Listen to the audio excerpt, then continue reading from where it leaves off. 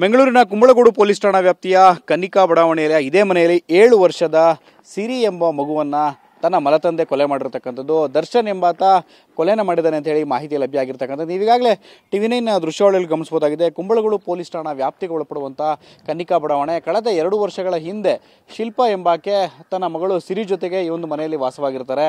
1.5 ತಿಂಗಳಿನಿಂದ ಹಿಂದೆ ಅಷ್ಟೇ ಶಿಲ್ಪಾಳ ತಾಯಿ ಕೂಡ ಇದೇ ಮನೆಯಲ್ಲಿ ಸಾವನ್ನಪ್ಪಿದ್ರು. ಆ ಬಳಿಕ ಈಕೆಗೆ ಪರಿಚಿತನಾಗಿರ್ತಕ್ಕಂಥ ದರ್ಶನ್ ಎಂಬಾತ ಆಕೆ 2ನೇ ಗಂಡ ಅಂತ ಹೇಳಲಾಗ್ತಿದೆ. ಆಕೆ ಇದೇ ಮನೆಯಲ್ಲಿ ಆತನನ್ನ ಮದುವೆ ಆಗಿದ್ಲು ಅಂತ ಹೇಳಿ ಕೂಡ ಮಾಹಿತಿ ಲಭ್ಯ ಆಗಿರ್ತಕ್ಕಂಥದ್ದು. ಕಳೆದ 3-4 ತಿಂಗಳಿನಿಂದಲೂ ಕೂಡ ಇಲ್ಲಿರ್ತಕ್ಕಂಥ ಸ್ಥಳೀಯರು ಕೂಡ ಆತನನ್ನ ಗಮನಿಸಿದ್ದಾರೆ. ಆಗಾಗ್ಗೆ ಆತ ಇದೇ ಮನೆಗೆ ಬಂದು ಹೋಗ್ತಿದ್ದ ಅಂತ ಹೇಳಿ ಮಾಹಿತಿ ಲಭ್ಯ ಆಗ್ತಿದೆ. ನಿನ್ನೆ ಸಂಜೆ ಕೂಡ ಆತ ಈ ಒಂದು ಕೃತ್ಯವನ್ನು ನಡೆಸೋದಕ್ಕೂ ಮುನ್ನ ಈ ಏರಿಯಾದಲ್ಲಿರ್ತಕ್ಕಂಥ CCTV ದೃಶ್ಯಾವಳಿಗಳು ಕೂಡ ಆ ದೃಶ್ಯಗಳು ಸರಿಯಾಗಿರ್ತಕ್ಕಂಥದ್ದು.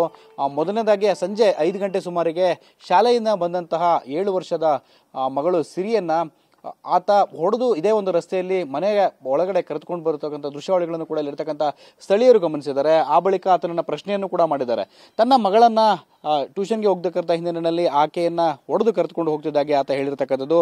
ಆ ಬಳಿಕ ಕೆಲವೇ ನಿಮಿಷಗಳಲ್ಲಿ ಆ ಮಗು ಅಸುನೀಗಿರ್ತಕ್ಕಂಥದ್ದು. ಅಂದ್ರೆ ಮನೆಯ ಒಳಭಾಗದಲ್ಲಿ ಆ ತಾಯಿ ಏನಿದ್ದಾಳೆ ಶಿಲ್ಪ ಆಕೆಯನ್ನು ಕೂಡ ಕೂಡಿ ಹಾಕಿ ತದನಂತರದಲ್ಲಿ ಆ 7 ವರ್ಷದ ಮಗುವಿನ ಮೇಲೆ ಸಿರಿಯ ಮೇಲೆ ಹಲ್ಲೆಯನ್ನು ನಡೆಸಿ ದರ್ಶನ್ ಕೊಲೆ ಮಾಡಿ ಆ ಬಳಿಕ ಎಸ್ಕೇಪ್ ಆಗಿದ್ದಾನೆ ಅಂತೇಳಿ ಮಾಹಿತಿ ಲಭ್ಯ ಆಗಿರುತ್ತೆ. ಈಗಾಗಲೇ ಘಟನೆಗೆ ಸಂಬಂಧಪಟ್ಟಂತೆ ಕುಂಬಳಗೋಡು ಪೊಲೀಸ್ ಠಾಣೆಯಲ್ಲಿ ಕೂಡ ಕೇಸ್ ದಾಖಲಾಗಿರ್ತಕ್ಕಂಥದ್ದು. ಕ್ಯಾಮರಾಮನ್ ರವಿ ಜೊತೆ ಶಿವಪ್ರಸಾದ್, ಟಿವಿ9 ಬೆಂಗಳೂರು.